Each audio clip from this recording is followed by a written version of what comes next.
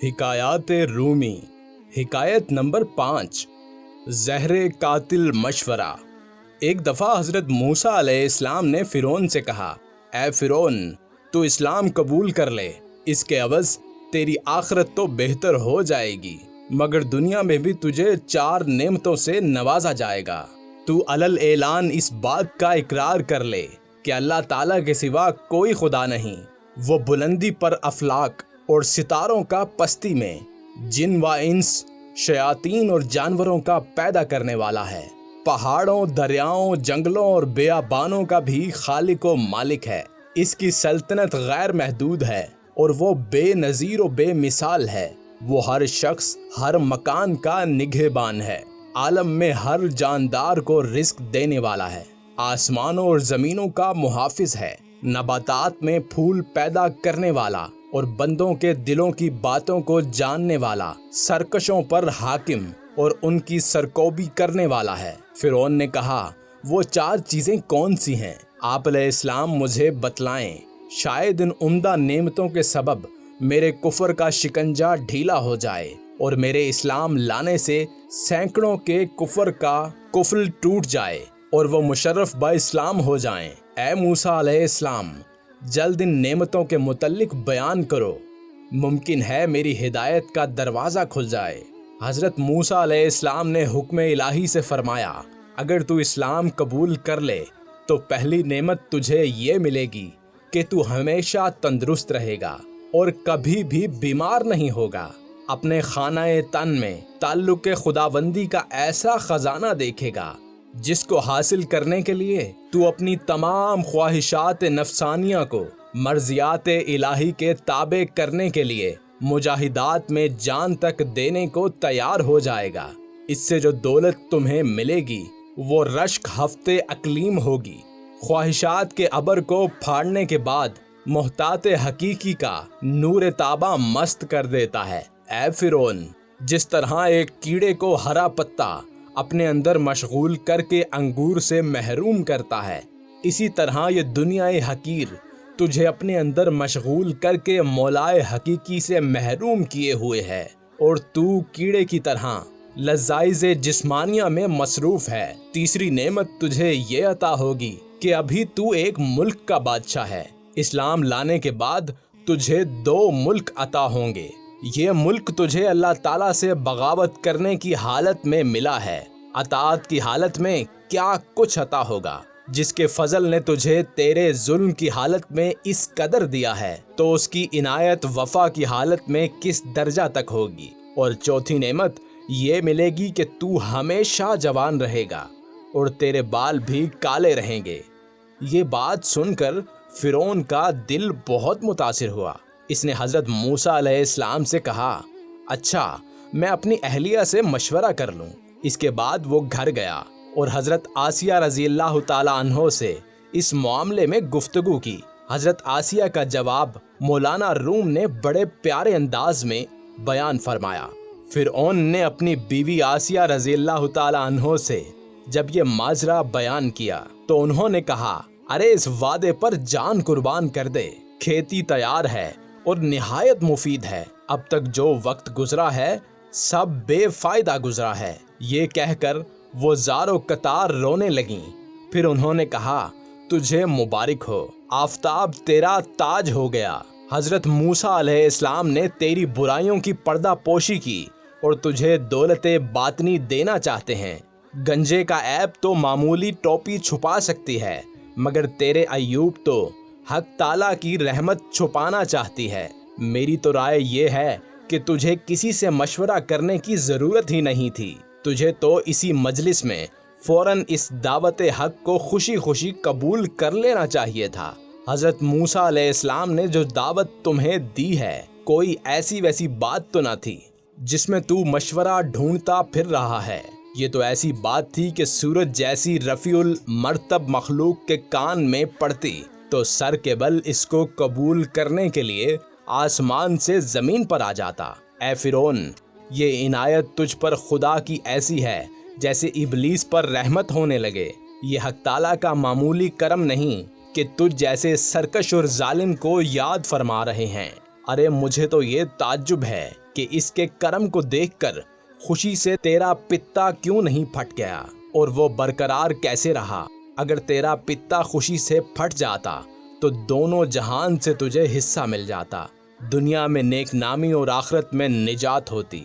اللہ والوں کے آنسو جو زمین پر گرتے ہیں، فرشتے ان کو اپنے منہ اور پروں پر ملتے ہیں۔ اللہ تعالیٰ شہیدوں کے خون کے برابر انہیں وزن کرتے ہیں۔ حضرت آسیہ رضی اللہ عنہا نے فرعون سے کہا، تو پسوا پیش نہ کر، ایک قطرے کو فوراً بہا دے اور اپنے نفس کو جھکا دے، تکبر کے باعث اعراض نہ کر تاکہ دریائے کرب حق سے تو مشرف ہو جائے۔ دولت عظمیٰ اس قطرے کو ملتی ہے جسے خود سمندر طلب کرے۔ یہ تجھ پر نہایت ہی شفقت ہے کہ تجھے اس اصرار کے ساتھ بلایا جا رہا ہے۔ دریائے رحمت خود تجھے بلا رہا ہے، تو کیوں دیر کرتا ہے؟ جلد اپنے آپ کو ان کے ہاتھ فروخت کر دے۔ اگر تو بے دست و پا ہے، اپنی ذاتی سعی سے اس دریا تک نہیں پہنچ سکتا، تو اپنے آپ کو حکم موسیٰ علیہ السلام کا بالکل متی کر دے۔ جن انعامات کا تجھ سے وعدہ کیا جا رہا ہے تو ان پر بدگمانی مت کر، انہیں فریب و دھوکہ مت سمجھ، بلکہ ان انعامات کو جلد از جلد حاصل کر تاکہ تو کہیں غلط بینی سے دھوکہ کھا کر برباد نہ ہو جائے۔ اپنی گردن خدا کے سامنے جھکا دے، اس کی بشارت سے خوش ہو جا۔ کب تک سرکشی کرتا رہے گا اور گردن تکبر سے اونچی رکھے گا؟ توقف مت کر، جلد محبوب حقیقی سے مل جا۔ وہ خالق و مالک تجھے تیرے گناہوں پر شرمندہ نہیں کر رہا تو اس کا شکر ادا کر۔ خدا تجھے اپنے فضل سے اپنے تک رسائی کا راستہ دے رہا ہے تو دوڑ کر جا۔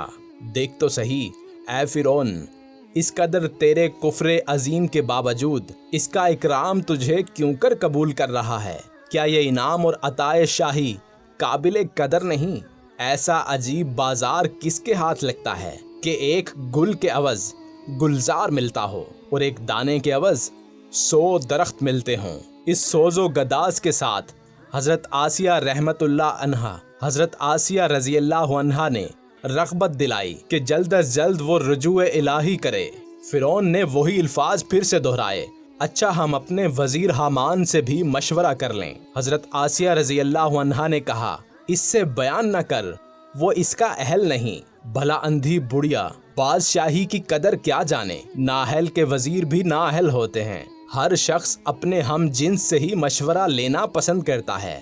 الغرض فرعون نے حامان سے ساری باتیں کہہ دیں اور اس سے مشورہ مانگا کہ اب مجھے کیا کرنا چاہیے۔ حامان یہ بات سن کر لال پیلا ہو گیا۔